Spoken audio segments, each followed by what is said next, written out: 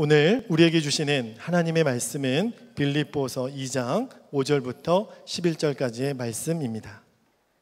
너희 안에 이 마음을 품으라.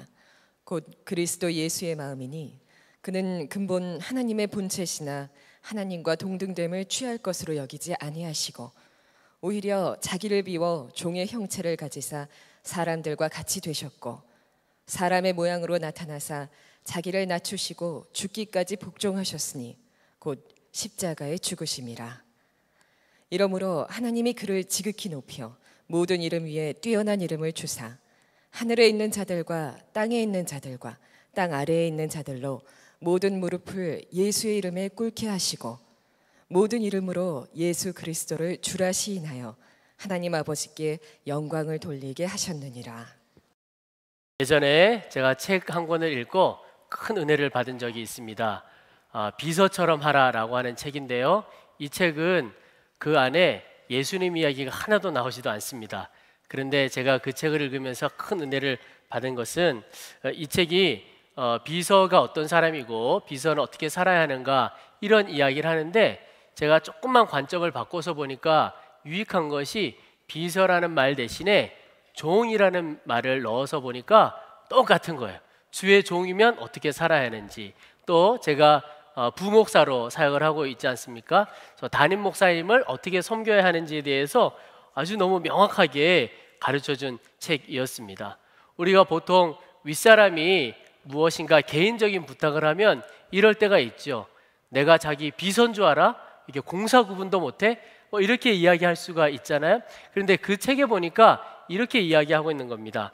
상사가 개인적인 일을 시킬 때 절대 기분 나빠하지 마라. 상사가 개인적인 일을 시키는 것은 그만큼 당신을 신뢰하고 있다는 뜻이다. 이렇게 적어 놓았더라고요.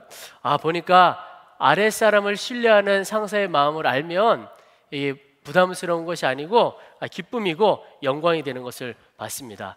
제가 안산에서 사역을 할 때 함께 사역하던 전도사님이 계셨는데, 담임 목사님께서 이 전도사님에게 종종 개인적인 일이라고 해도 부흥회를 가시거나 집회 갈 때 운전을 해주시는 그런 일을 좀 부탁을 드렸습니다. 근데 이 전도사님이 아주 기쁨으로 섬기는 것을 봤습니다. 근데 시간이 좀 지나고 따로 새로운 전도사님이 오셨는데, 그 담임 목사님께서 새로 오신 전도사님께 그 일을 부탁을 하는 거예요. 그랬더니 그 이전의 전도사님이 기분이 좀 나빠하시더라고요. 보니까 개인적인 부탁인데도 이것이 기쁨이 되기도 하고 영광이 되기도 하는 것을 봤습니다. 보면서 마음을 알게 되면 생각도 달라지고 태도도 달라지고 삶이 달라진다는 것을 보게 됐습니다. 여러분, 우리가 그리스도인이라고 우리가 스스로 생각도 하고 또 그리스도인이라고 불리기도 하죠. 그렇다면 우리는요, 주님이 기뻐하시는 삶을 살아야 하는 게 정상적인 그리스도인이죠. 어떻게 사는 것이 주님께서 기뻐하시는 것일까? 그 주님의 마음을 알고 그 주님의 마음이 가 있는 대로 살아가야 진짜 그리스도인이라고 말할 수 있겠습니다. 제가 다시 시작하라는 큰 주제로 4주 동안 말씀을 전하고 있는데, 감사로 다시 시작하라, 믿음으로 다시 시작하라, 또 주님과 함께 다시 시작하라, 그리고 오늘 주님의 마음으로 다시 시작하라 라고 하는 말씀을 전하고 있습니다. 우리가 주님의 마음을 알고 그 주님의 마음으로 살아가는 것이 진짜 성도입니다. 그래서 오늘 5절에 보면 사도 바울이 이렇게 말하고 있습니다. 너희 안에 이 마음을 품으라. 곧 그리스도 예수의 마음이니. 바울이 성도들에게 권하는 것 중에, 간곡하게 권하는 것 중에 하나가 바로 그리스도 예수의 마음, 그것을 품고 그렇게 살아라고 하는 것이죠. 저는 이것이 일평생 사역자로 살아가는 저에게나 또 주님을 섬겨가는 우리 성도들에게나 동일하게 주시는 하나님의 말씀이라고 믿습니다. 여러분, 우리 스스로 한번 점검해 보세요. 나는 정말 주님의 마음으로 살아가고 있는가? 내가 다른 사람을 대할 때, 또 어떤 일을 할 때 주님의 마음으로 하고 있는가?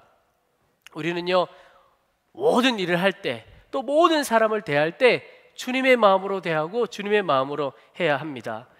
유기성 목사님께서 부교육자를 초청하기 위해서 하나님 앞에 기도를 하셨다는 이야기를 들었습니다. 하나님, 좋은 사람, 실력 있는 사람 보내주세요. 그랬더니 하나님께서 그런 마음을 주시더라는 거예요. 너마저 그렇게 기도하면 어떡하냐? 이 주님 이게 무슨 말씀이십니까?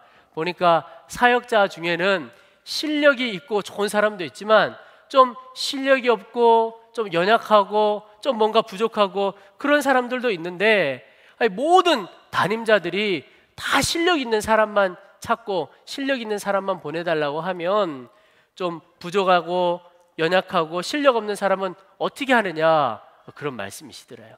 그래서 우리 유기성 목사님께서 하나님 알겠습니다. 실력 없어도 괜찮습니다. 하나님께서 허락하시고 하나님께서 보내주시면 그 사람이 좀 무능하고 부족해도 제가 그 사람하고 같이 사역을 하겠습니다. 그러셨다는 거예요. 얼마나 감사한지. 그래서 제가 오늘 이 자리에 있는 거거든요. 여러분, 주님의 마음이 무엇인가요? 오늘 바울이 주님의 마음을 가져야 된다. 그리고는 주님의 마음을 정확하게 표현하고 있습니다. 오늘 6절, 7절, 8절을 보세요. 그는 근본 하나님의 본체시나 하나님과 동등됨을 취할 것으로 여기지 아니하시고 오히려 자기를 비워 종의 형체를 가지사 사람들과 같이 되셨고 사람의 모양으로 나타나사 자기를 낮추시고 죽기까지 복종하셨으니 곧 십자가에 죽으심이라.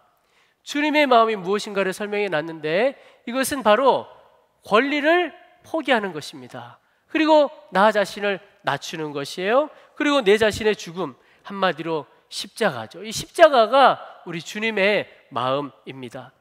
여러분, 우리가 누리고 있는 모든 축복은 단 한 분 예수님 때문에 그렇습니다.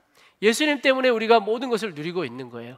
우리가 살아가면서 감사할 것 없는 것 같아도 찾아보면 많다 그랬잖아요. 근데 그 감사할 모든 조건도 바로 우리 예수님으로 말미암은 것입니다. 우리가 이 땅에서 누리는 축복, 우리가 가게 될 영원한 하나님의 나라, 영생 모두 다 예수님 때문입니다. 그런데 그 예수님은 창조주 하나님과 동등한 분이세요. 왕이신 분이시죠. 그런데 그 왕의 권리를 내세우지 않으셨습니다. 왕이시고 주인이신데 종의 형체로 오신 거예요. 높임을 받으시는 게 마땅한데, 높임을 받아도 부족한데 오히려 나 자신을 낮추셨어요. 그리고는 십자가까지 가신 거죠. 그 예수님 때문에 오늘 우리가 있는 것입니다. 예수님의 권리 포기로, 예수님의 낮아지심으로, 예수님의 죽음으로 우리가 나음을 얻었고 영생을 얻었고 이 땅의 모든 축복을 누리고 있는 것입니다. 예수님이 죽어 우리가 산 것이죠. 그래서 예수님의 마음은 한마디로 내가 죽어 네가 살아라, 이런 것입니다. 나의 권리를 포기하고 낮아져서 네가 살 수만 있다면 그렇게 하겠다, 그렇게 하겠다가 아니라 그렇게 하신 것이죠. 이게 주님의 마음입니다. 그러나 여러분, 세상은 우리에게 다른 메시지를 주고 있습니다. 세상은 우리에게 더 많은 권리를 가져야 돼, 더 많은 권한을 가져야 된다고 이야기를 하고 있습니다. 이 시대는 우리가 더 높아져야 하고 높은 자리로 가야 하고 우리가 더 강해져야 한다고 이야기하고 있습니다. 근데 바울은 정반대의 이야기를 하고 있습니다. 저는 올해를 지나면서 주님께서 우리가 주님의 마음으로 살지 않을 때 어떠한 일을 겪게 될 것인가 하는 것에 대해서 분명히 보여주신 것이 있습니다. 지난 4월에 제가 우리 교회 성도들과 함께 성지순례를 다녀왔습니다. 성지순례 가서 가는 곳마다 하나님께서 참 큰 은혜를 주셨습니다. 갈멜산 정상에 있는 교회에서 그 기도원에서 함께 기도할 때는 정말 하나님의 불이 임하는 것 같은 경험을 했고, 또 하나님 이 한국교회와 온 땅의 교회에 하나님의 불이 임하기를 소원합니다 하는 간절함도 주셨습니다. 헐몬산 수원지에서는 주님, 우리 모두가 한 사람 한 사람이 생수의 근원으로, 생명의 통로로, 은혜의 통로로 사용되어지게 해달라고도 간절히 기도했습니다. 가는 곳마다 은혜가 참 많았어요.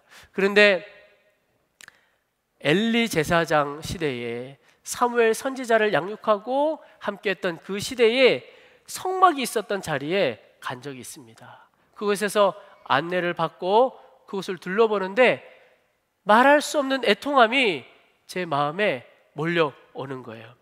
그 자리는요, 어떤 건물이 있는 것이 아니라 다 무너진 터만 남아있는 자리입니다. 아, 여기가 성막이 있었던 터입니다 라고 하는 터 정도만 남아있는 그런 곳인데, 제가 가서 그거 보다가 그 무너진 터가 성막만 무너진 것이 아니고, 그 무너진 터가 아니고, 아, 이 모습이 한국 교회의 모습이고 바로 내 자신의 모습이구나 하는 생각이 들었습니다. 그러면서 너무너무 애통해서 그 자리를 떠나지 못하고 내내 울었습니다. 계속해서 드는 생각이, 하나님을 섬긴다고 하는데 세상에 조롱거리와 비웃음이 되어버린 교회. 교회에서는 세상을 바꿔보겠다고 하지만 오히려 세상이 교회를 걱정해주는 신세가 되어버린 거죠. 그런 교회가 생각이 나고, 그 교회뿐만이 아니라 제 삶이나 우리 성도들의 삶에 주님의 마음으로 살지 못해서 다 무너져 있는, 겉은 괜찮아 보여도 다 무너져 있는 것 같은 우리의 모습이, 아, 바로 이 모습이구나 하는 생각이 들었습니다. 그저 애통해서 눈물만 흘렸습니다. 그곳에서 보내는 시간을 지내고 돌아와야 되는데 돌아올 수가 없는 거예요. 그래서 그 자리에서 시간을 더 지체하면서 계속해서 애통하며 눈물만 흘린 적이 있습니다. 그리고는 성지순례를 마치고 돌아왔습니다. 그런데 돌아오고 나서 일주일이 채 지나지 않아서 세월호 침몰 사고가 일어났습니다. 많은 분들이 희생을 당했는데 특별히 아이들이 희생을 많이 당했지요.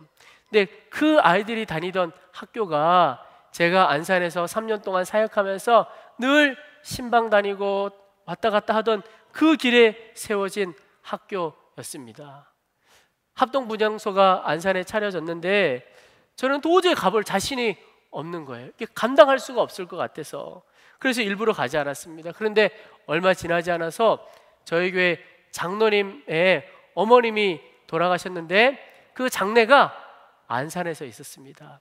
그래서 그 장로님 장례에 갔다가 합동분향소가 바로 옆이어서 거기를 들렀습니다. 아마 제 의지로는 도저히 갈 수 없을 것 같으니까 하나님께서 저를 그곳으로 인도해 주셨다고 저는 생각을 합니다. 분향소로 들어갈 때부터 가슴이 먹먹하고 너무 답답하고 무슨 생각도 없고 말할 것도 없고 그냥 눈물만 났습니다.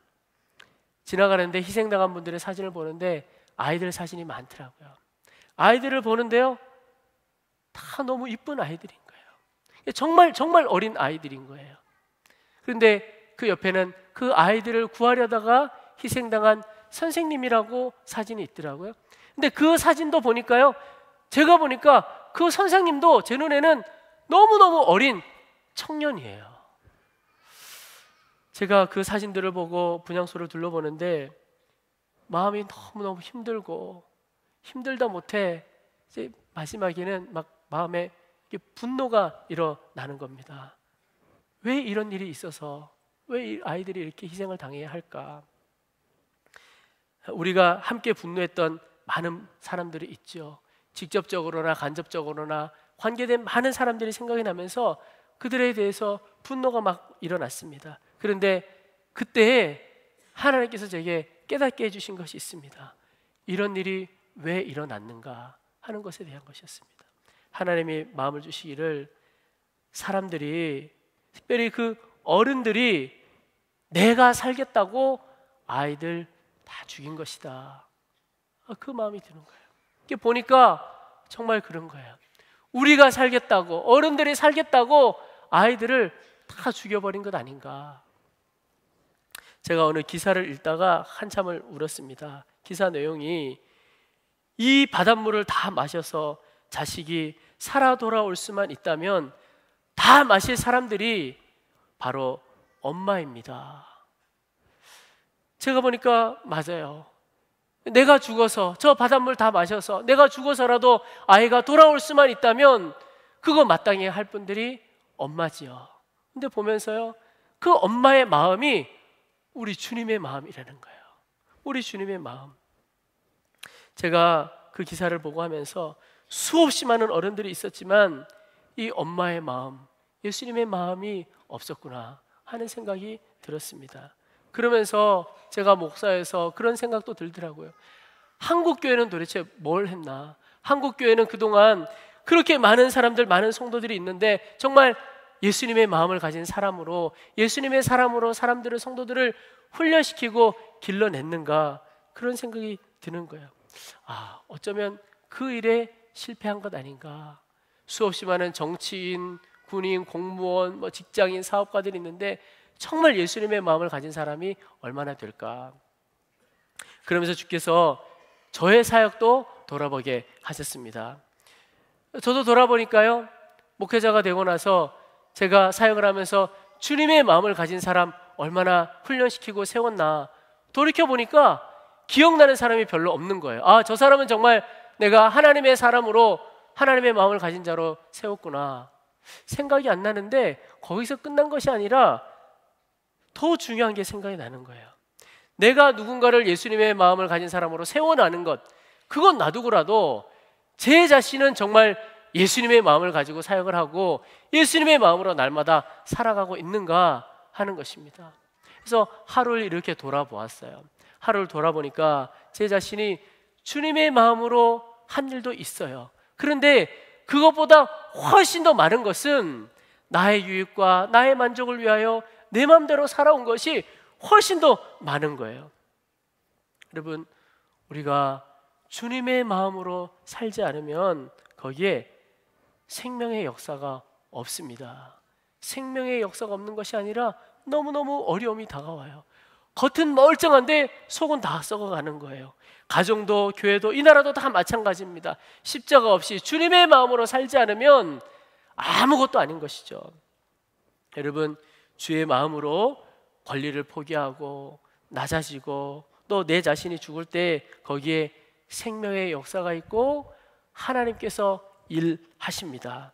예수님도 분명히 말씀하셨죠. 마가복음 10장 45절에 인자가 온 것은 섬김을 받으려 함이 아니라 도리어 섬기려 하고 자기 목숨을 많은 사람의 대속물로 주려 함이니라. 주님의 섬김으로, 주님의 십자가로, 그러니까 주께서 죽음으로 우리가 생명을 얻었고 주의 십자가로 우리가 생명을 얻은 것이에요. 여러분, 이 일은 주님의 마음을 가지고 사는 성도들에게도 똑같이 일어나는 일입니다. 남북전쟁이 있기 100년 전에 존 울먼이라고 하는 사람이 있었습니다. 이 사람이 어린 시절에 하나님의 은혜를 크게 경험한 사람입니다. 이 사람이 자라서 이제 법률 문서를 만드는 자격을 갖게 되고 직장을 잡고 직장 생활을 하게 됐습니다. 그런데 그 회사의 사장이 노예 판매 문서를 만들라고 지시를 했습니다. 근데 이 시대에는 노예 문제에 대해서 그 누구도 문제 제기를 하지 않던 시대였습니다. 근데 그때 이 존 울먼이라고 하는 사람이 사장님, 이것은 옳지 않습니다, 이렇게 선포를 했습니다. 시간이 지나고 이 존 울먼이라고 하는 사람이 순회 설교자가 됩니다. 이곳저곳을 가서 설교를 하는데 가서 설교하는 곳마다 빼놓지 않고 하는 말씀이 노예를 소유하는 것은 하나님의 뜻이 아닙니다. 하나님께서 기뻐하시는 일이 아닙니다. 그렇게 이야기를 하는 거예요. 그리고 더 나아가서 노예들의 피로 그들의 노동력을 착취해서 만든 제품은 사지도 말자, 불매운동까지 하는 거예요. 아무리 싸더라도 사람의 피가 묻어있는 상품은 우리가 쓰지 말자, 이렇게까지 했습니다. 어느 날 이 존 울먼이 어느 동네에 가서 말씀을 전했습니다. 아주 큰 은혜가 있었던 모양이에요. 왔던 성도 중에 한 사람이 이 존 울먼이라고 하는 사람을 저녁 식사 초대를 했습니다. 그 자리에 가보니까 하인들이 나와서 정중하게 식사 수발을 들기 시작하는 거예요. 토마스 우드워즈라고 하는 사람의 집이었는데요, 그 자리에 앉던 이 울먼이 하인들에게 이렇게 묻는 거예요. 당신들은 임금을 받는 일꾼입니까? 아니면 노예입니까? 물어볼 게 어디 있겠어요. 거기 있는 분들이 다 노예지요.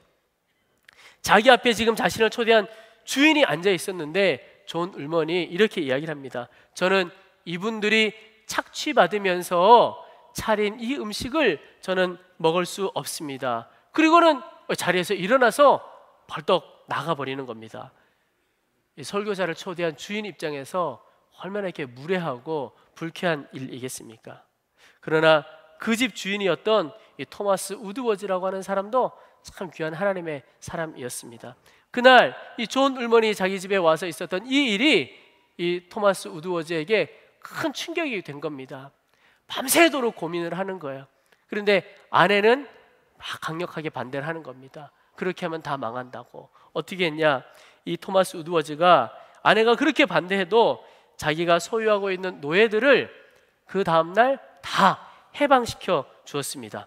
이건 엄청난 손실이에요. 지금 농장을 가지고 농사를 짓는 사람이 노예를 다 풀어준다. 이 말은 파산하는 것과 다름없는 이야기거든요. 그러나 작게는 그날 이 집의 노예들이 자유함을 얻었고 해방을 얻었지만 이런 성도들의 권리 포기를 통하여 100년 후에 노예 해방이라고 하는 거대한 물결이 이루어진 것입니다. 여러분, 이것은 큰 역사의 흐름에만 있는 것이 아니고 우리 가정에서도 일어나고 우리 직장에서도 일어나는 일입니다. 너무나도 당연해 보이는 권리를 포기할 때, 나의 마음을 내려놓고 낮출 때 거기에 역사가 있습니다. 남편의 권리, 아내의 권리, 부모의 권리, 자녀의 권리, 이거 내려놓을 때 하나님이 거기에 역사하시는 거예요. 한 아내가 우여곡절 끝에 10년 전에 남편의 외도를 알게 됐습니다. 남편이 그동안 이야기를 하지 않은 것은 이거 이야기하는 것이 아내에게 더 좋지 않겠다, 그래서 이야기를 하지 않고 살았는데 세상에 비밀이 어디 있겠습니까? 그만 다 밝혀져 버린 거예요.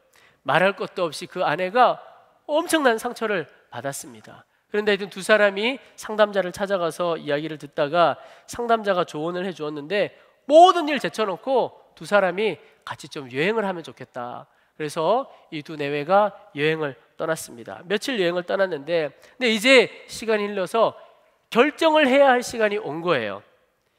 도망갈 것인가? 아니면 싸울 것인가? 아니면 용서할 것인가? 함께 기도하고 시간을 보냈습니다. 그 아내는요, 남편을 떠날 수도 있었습니다. 또 떠나지 않고 평생 같이 살면서 남편의 삶을 아주 생지옥으로 만들 수도 있었겠죠. 그러나 이 아내는 다른 반응을 선택했습니다. 여행 열흘째가 되던 날 남편이 일어나 보니까 자신의 베개 위에 카드가 한 장 이렇게 놓여 있는 거예요. 그 카드에 이렇게 쓰여져 있었습니다. 당신 없이 무엇을 하기보다는 당신과 함께 아무것도 하지 않으리. 그러면서 계속 적혀 있는 것이 당신을 용서합니다. 당신을 사랑합니다. 우리 계속 함께 걸어요. 여러분, 당연해 보이는 나의 권리를 포기하고 나 자신을 낮추고 심지어 죽는 것이 보기에는 어리석어 보이고 손해보는 것 같고 억울해 보이는 것 같아도 거기에는요 반드시 하나님이 역사하시고 반드시 열매 맺게 되어 있습니다. 여러분, 우리를 한번 생각해 보시면 나 자신은요 나 혼자 이렇게 있는 것이 아닙니다. 누군가의 헌신, 누군가의 죽음 때문에 오늘의 내가 있는 거예요. 그러니까 우리 자신은 누군가의 헌신과 죽음의 열매라는 것입니다. 가까이는 부모, 멀게는 내가 잘 알지 못하는 사람이라도 그 누군가가 주님의 마음으로 주님의 마음을 갖고 살아갔던 그 삶의 열매가 바로 우리인 것이죠. 저에게 아들이 하나 있습니다.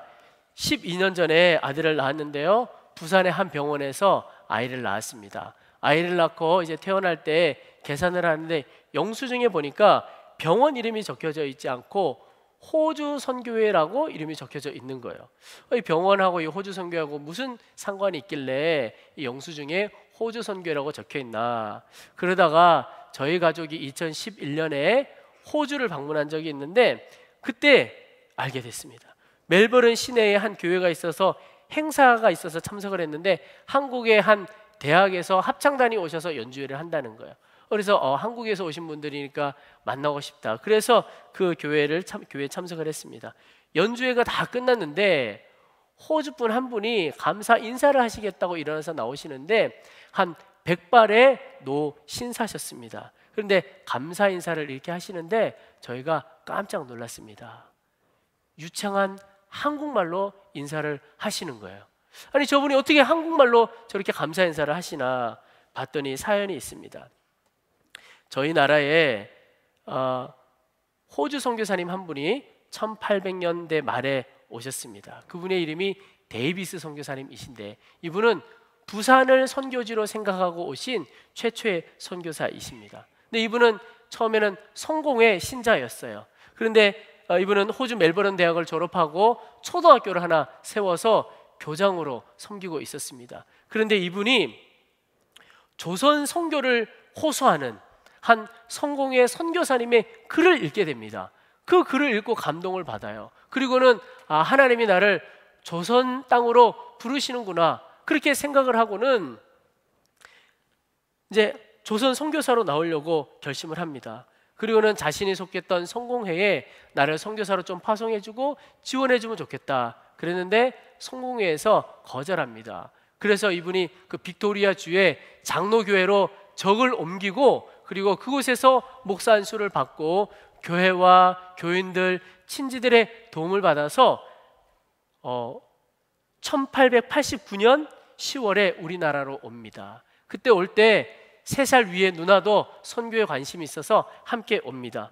이분이 서울에 도착해서 5달 동안 어학 공부를 하고, 그리고는 1890년 3월 14일에 부산을 향해 떠납니다.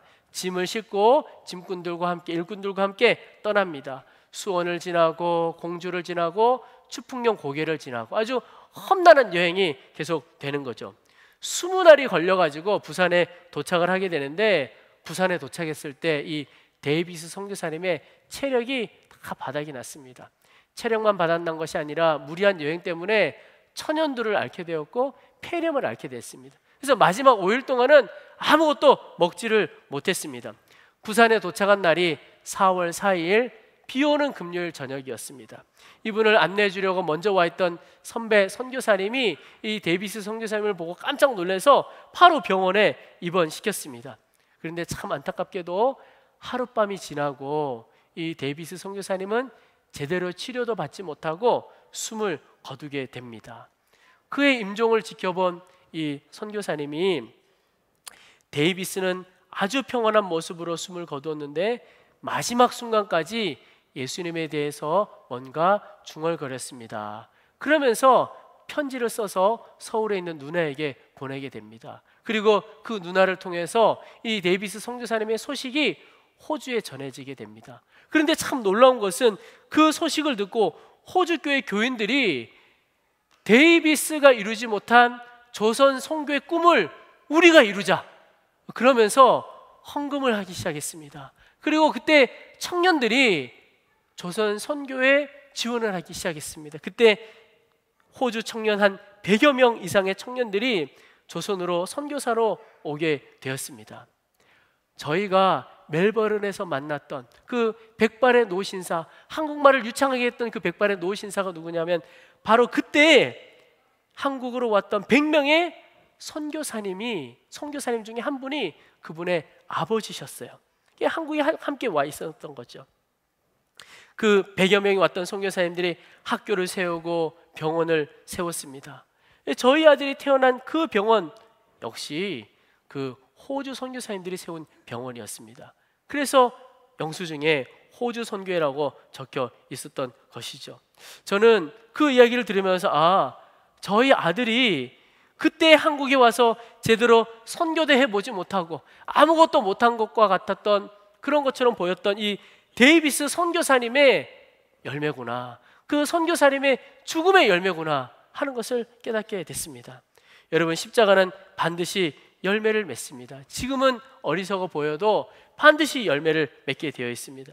여러분, 우리 안에, 우리 성도들 안에 생명의 역사가 일어나지 않는 이유가 무엇이죠?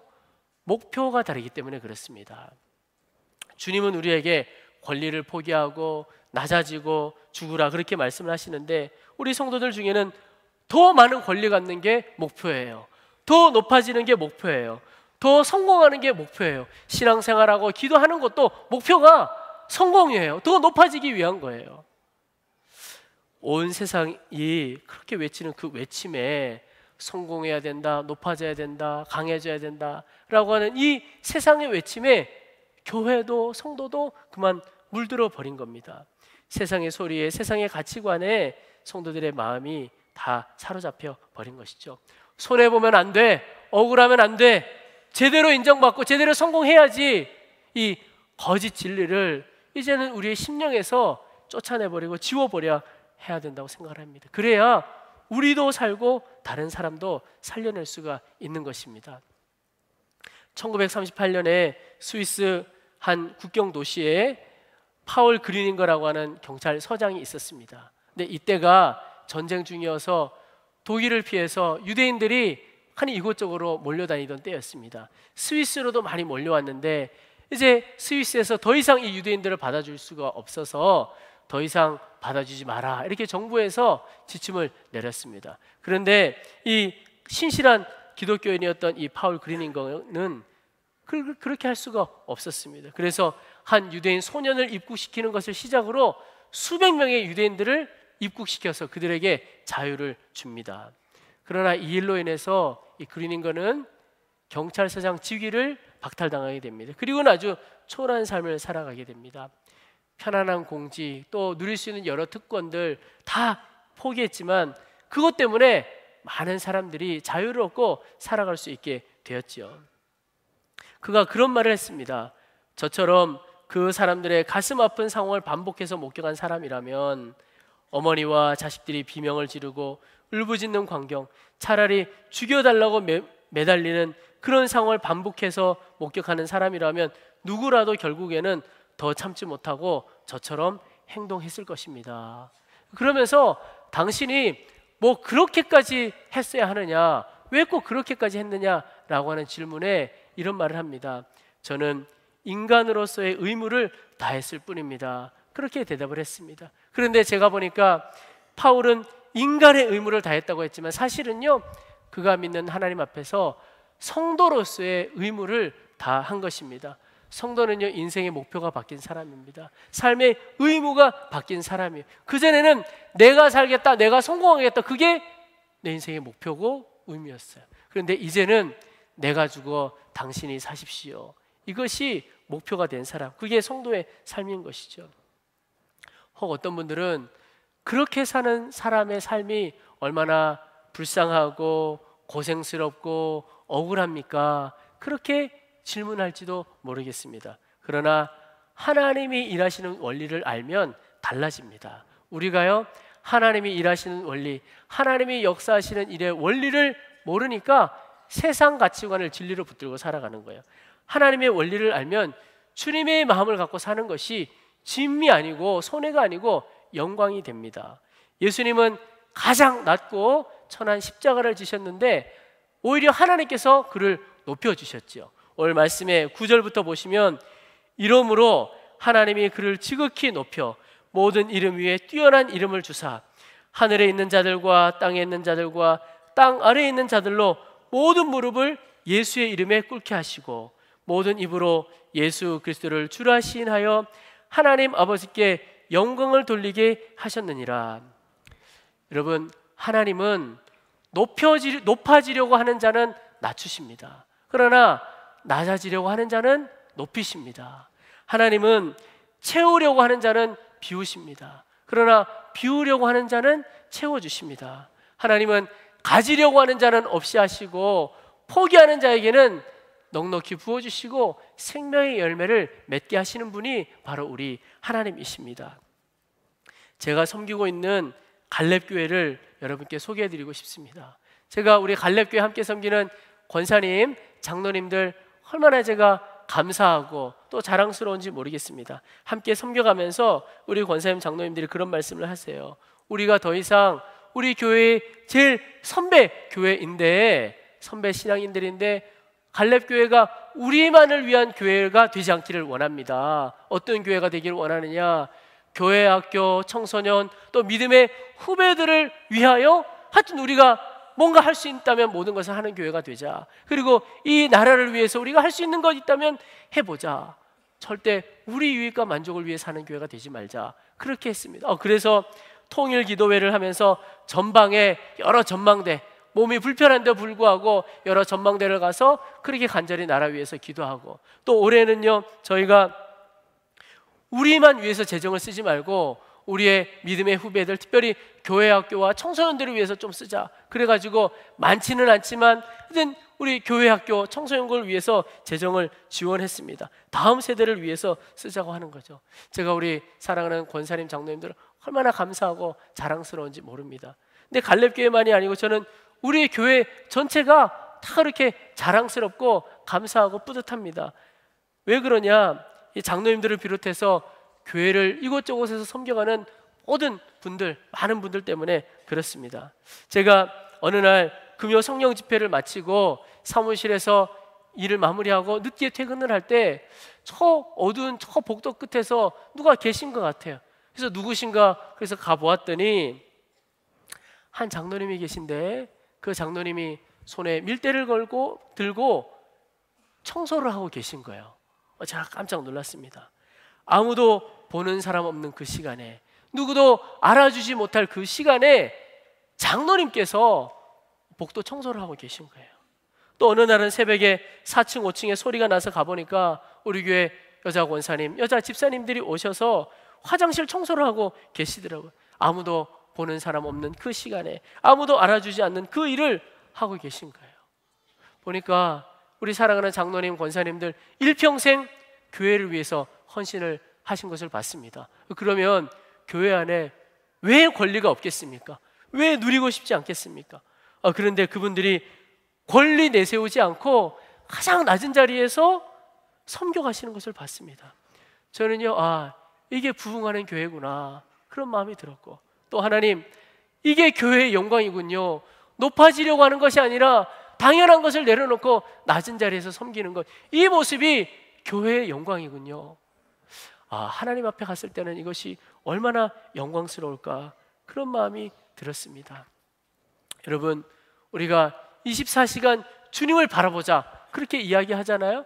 여러분, 주님을 바라본다는 게 뭡니까? 또 왜 그렇게 주님을 바라보아야 하죠? 한 가지 이유가 있다면 주님의 마음 갖기 위한 겁니다. 주님의 마음을 갖고 살아가기 위해서 주님을 바라보는 거죠. 주님을 바라볼 때 주님의 마음이 우리 가운데 부어지고, 주님을 바라볼 때 주님의 생명이 우리 가운데 부어져서 그렇게 살아가게 되는 것이죠. 여러분, 주님의 마음이 우리의 마음이 되고 주님의 생명이 우리의 생명이 되면 얼마나 놀라운 일이 일어나는지 모릅니다. 내 안에 계신 예수님과 내가 온전히 하나 되면 그게 바로 부흥이 되는 것이죠. 여러분, 주님의 마음이 내 마음이 되고 주님의 눈물이 내 눈물이 되는 삶, 그것은요 결코 불쌍하거나 안타깝거나 고생스러운 일이 아니고 주의 마음이 내 마음이 되고 주님의 눈물이 내 눈물이 되어서 살아가는 인생만큼 행복한 인생이 없습니다. 가장 복된 인생입니다. 오늘 예배하러 오신 여러분, 우리 모두가 오직 주님의 마음으로 살아가셔서 주님께서 맺으시는 그 놀라운 열매가 우리의 삶에 가득하게 되시기를 주님의 이름으로 축복합니다. 우리 시간에 함께 기도하겠습니다. 하나님, 이제는 나의 유익과 나의 만족을 위하여 사는 삶 다 내려놓고 끝내게 하여 주시고 오직 주님의 마음을 알도록 도와주시옵소서. 주님을 바라볼 때 주님의 마음을 우리 가운데 부어주시옵소서. 그리고 오직 주님의 마음으로 살아가도록 우리를 사로잡아 주시옵소서. 주님의 마음이 우리의 마음이 되게 하시고 주님의 눈물이 우리의 눈물이 되어서 주님 맺으시는 열매가 우리의 삶에 가득 맺혀질 수 있도록 도와주시옵소서. 우리 간절한 마음으로 함께 기도하며 나아가겠습니다. 기도하겠습니다. 살아계신 하나님, 주님 찬양합니다. 주의 마음을 부어주소서. 주의 마음을 알도록 우리를 붙들어 주시기를 원하오니 주여 도와주시기를 원하게 하시고 주님의 마음으로 행동하게 하시고 주님을 바라볼 때 일이 이루어지는 역사가 있도록 도와주옵소서. 하나님, 생명의 열매가 맺어지도록 도와주옵소서. 주님을 찬양합니다. 살아계신 하나님, 이제는 나의 유익과 만족을 위해 사는 삶을 끝내게 하여 주시옵소서. 열매 없는 삶, 하나님 무너져가는 삶 더 이상 살지 않도록 도와주시고 이제 오직 주님의 마음으로 살아가도록 도와주옵소서. 십자가가 우리의 삶이 되어지도록 은혜 베풀어 주시옵소서. 하나님, 주님을 바라봅니다. 주님을 바라볼 때 주님의 마음을 부어주소서. 주님의 긍휼하심을 부어주소서. 하나님, 말을 할 때 행동을 할 때 오직 주님의 마음으로 주님의 사랑으로 말하고 행동하도록 도와주시옵소서. 주님, 이제 열매 없는 삶을 끝내고 열매 맺는 삶을 살도록 도와주옵소서. 주의 부흥을 경험하게 하시고 주의 영광을 보도록 도와주시옵소서. 하나님의 일하심에 대하여 눈이 활짝 열려질 수 있도록 도와주시옵소서. 하나님, 이 땅의 모든 교회 위에 주의 부흥을 더하여 주시고 하나님, 낮아지고 또 하나님 죽어지는 교회를 통하여 하나님 높임을 받으시고 영광 받아주시고 생명의 열매가 있도록 도와주시옵소서. 하나님, 열방의 선교사님들 위해 축복하셔서 저들이 밟는 땅 위에 하나님의 부흥의 역사를 더하여 주시고 선교사님들 가운데 믿음의 믿음을 더하여 주시옵소서. 하나님의 권세를 더하여 주시옵소서. 우리 성도들의 삶에 하나님 축복하셔서 주님, 날마다 주님 바라보며 주의 마음으로 행할 때 하나님께서 역사하시는 놀라운 역사가 가득하도록 도와주옵소서. 우리 모두가 복음의 증인으로 서도록 도와주옵소서. 기도의 증인으로 서도록 도와주옵소서. 주님을 드러내고 예수 그리스도의 향기를 드러내는 하나님의 귀한 일꾼들 다 되어지도록 도와주시옵소서.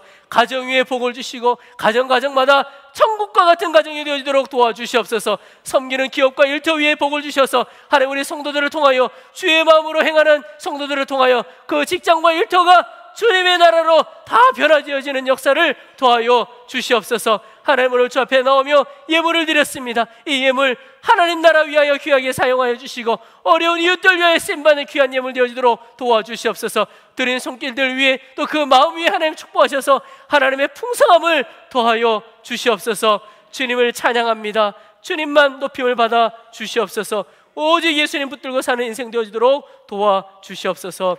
예수님의 이름으로 간절히 기도합나이다. 아멘.